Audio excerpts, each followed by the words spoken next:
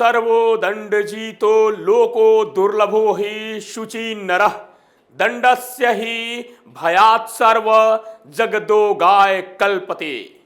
अर्थात इस संसार को दंड से ही नियंत्रण में रखा जा सकता है। ऐसा व्यक्ति दुर्लभ है जो दंड के भय से नहीं बल्कि स्वभाव से ही साफ सुथरा एवं सच्चरित्र हो। दंड के भय से ही वह व्यवस्था बन पाती है जिससे समानता की बात की जा सकती है। ये श्लोक मनुस्मृति में सत्ता के लिए कहा गया है। मैं इसे आज कुछ राजनीतिक पार्टियों के लिए कह रहा हूं। नमस्तुभ्यम, आप देख रहे हैं कैपिटल टीवी। मैं हूं आपके साथ अरुण कुमार। पहले आपको एक तस्वीर दिखाता हूं। ये तस्वीर पुरानी है लेकिन कुछ घटनाओं की वजह से इसकी याद ताजा हो गई।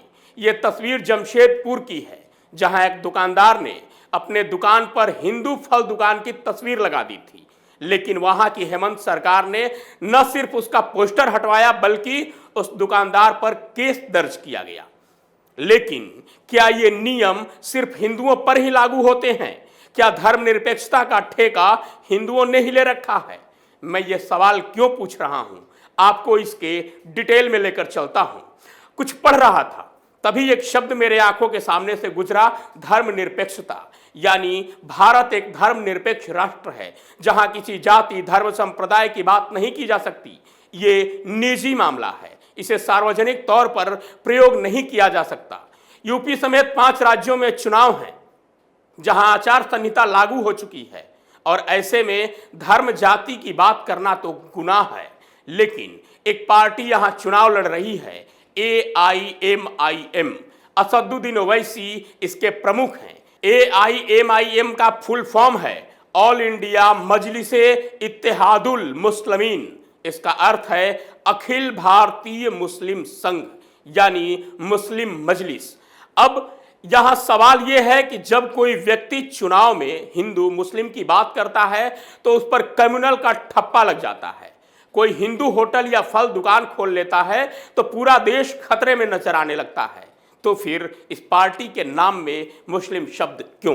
हैरानी की बात यह है कि यह पार्टी कोई संगठन नहीं बल्कि राजनीतिक पार्टी है जो चुनाव आयोग के पास रजिस्टर्ड है, जिसे चुनाव लड़ने की चुनाव आयोग अनुमति देता है। लेकिन क्यों?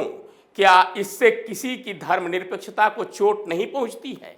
हैरानी की बात यह है कि वो असदुद्दीन ओवैसी जो एक वकील हैं और पूरे भारत को संविधान का ज्ञान देते हैं, लेकिन जब अपनी बारी आती है तो सन्नाटे में आ जाते हैं। सबसे बड़ी बात यह है कि अब तक बड़ी पार्टियों कांग्रेस बीजेपी ने न तो इस पर आपत्ति जताई है, न ही किसी वकील ने सुप्रीम कोर्ट में इसके खिलाफ याचिका दी है। लेकिन चुनाव आयोग भी बिल्कुल चुप है, जो खुद को एक स्वतंत्र संस्था मानता है। आश्चर्य तो तब होता है। अब AIMIM का जरा इतिहास देख लेते हैं। AIMIM का गठन 1927 में ब्रिटिश भारत के हैदराबाद स्टेट में हुआ। मजलिस के इतिहास के 2 हिस्सों में बांटा गया।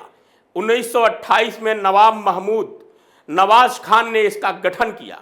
1928 से लेकर 1948 तक यह संगठन हैदराबाद को एक अलग मुस्लिम राज्य बनाए जाने की वकालत कर रहा था।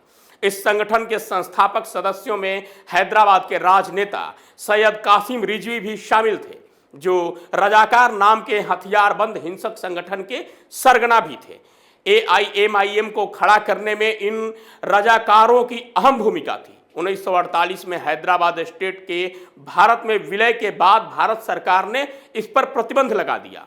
दूसरा भाग जो 1957 में इस पार्टी की बहाली के बाद शुरू हुआ, जब उसने अपने नाम में ऑल इंडिया जोड़ा और साथ ही अपने संविधान को बदला। कासिम रिजवी जो हैदराबाद राज्य के विरुद्ध भारत सरकार की कार्रवाई के समय मजलिस के अध्यक्ष थे, गिरफ्तार कर लिए गए थे। वे बंटवारे के दौरान पाकिस्तान चले गए, लेकिन जाने से पहले इस पार्टी की बागडोर उस समय के एक मशहूर वकील अब्दुल वहाद ओवैसी के हवाले कर गए। इसके बाद यह पार्टी इसी परिवार के हाथ में रही। अब्दुल वाहिद के बाद सलाहुद्दीन ओवैसी उसके अध्यक्ष बने और अब उनके पुत्र असदुद्दीन ओवैसी इसके अध्यक्ष और सांसद हैं। छोटा भाई अकबरुद्दीन ओवैसी विधानसभा में पार्टी का नेता है। अब जरा बात करते हैं दूसरी पार्टी का। दूसरी पार्टी है शिवसेना। नाम है शिवसेना, और नवाब मलिक जैसे लोगों के साथ सरकार बना रखी है। शिव और सेना दोनों का अपमान क्यों? चुनाव आयोग को ये क्यों नहीं दिखता? और अगर दिखता है तो इसकी मान्यता को रद्द क्यों नहीं किया जाता? वहीं ऐसी और भी पार्टियां हैं जो बात तो धर्मनिरपेक्षता की करती हैं और काम बिना धर्म के नहीं चलता। उद्धव ठाकरे आजकल उसी कांग्रेस और एनसीपी के कठपुतली बने हुए हैं जिनको राम काल्पनिक लगते थे, जिन्होंने शिव का अपमान किया था। वहीं तीसरी पार्टी है भीम आर्मी, जिसके मुखिया हैं चंद्रशेखर आजाद रावण। हालांकि आजाद और रावण बाद में जोड़ा गया।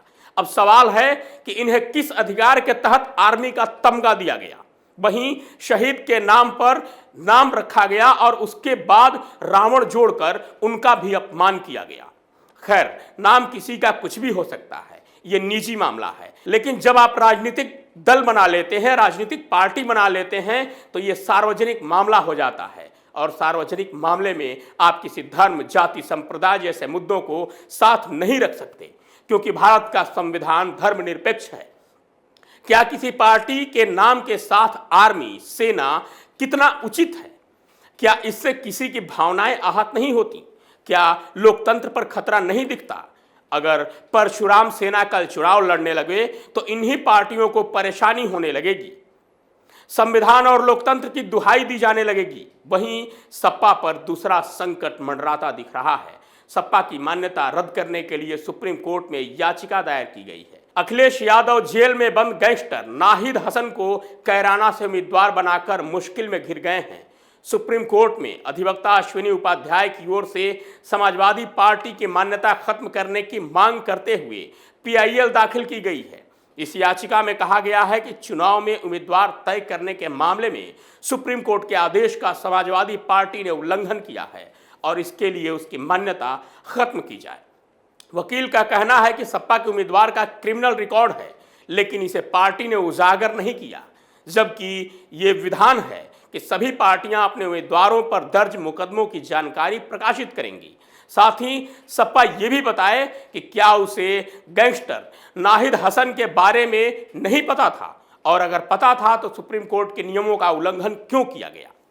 आश्चर्य होता है कि जो पार्टी राजनीतिक लाभ ले रही है, पार्टी के सांसद वेतन और भत्ता ले रहे हैं, सार्वजनिक तौर पर चुनाव लड़ रहे हैं, संविधान की शपथ ले रहे हैं और धर्मनिरपेक्षता की दुहाई दे रहे हैं, सेक्युलरिज्म का माला जप रहे हैं, लेकिन जब बात खुद पर आती है तो संविधान की परिभाषा बदलने लगते हैं।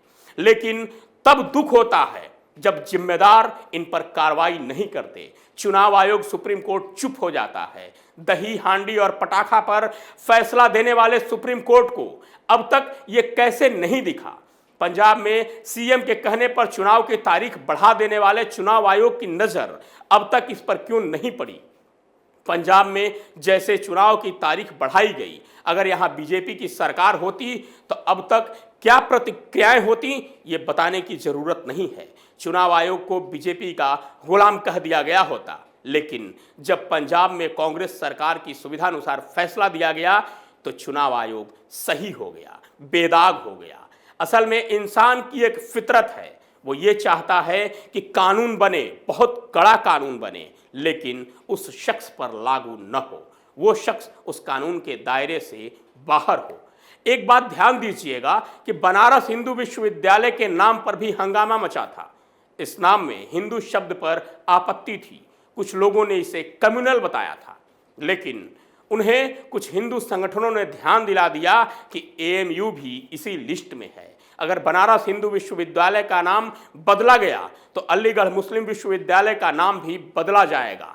फिर क्या था? विरोध करने वाले सभी सेक्युलर गैंग फिर से वापस बिल में छुप गए। अब बात करते हैं इसके परिणाम की। अगर यही चलता रहा तो कोई हिंदू और मुस्लिम के नाम पर पार्टी बनाएगा, कोई राम के नाम पर राजनीतिक दल बनाएगा, तो कोई कृष्ण के नाम पर, और इसके बहाने चुनाव में इन सभी देवी देवताओं और हिंदुओं का अपमान किया जाएगा, सनातन को अभिशप्त किया जाएगा। या तो धर्मनिरपेक्षता का ये ड्रामा बंद किया जाए या फिर खुलकर इसकी अनुमति दी जाए। अपनी सुविधा के अनुसार नए नियम और नई परिभाषा न गढ़ी जाए।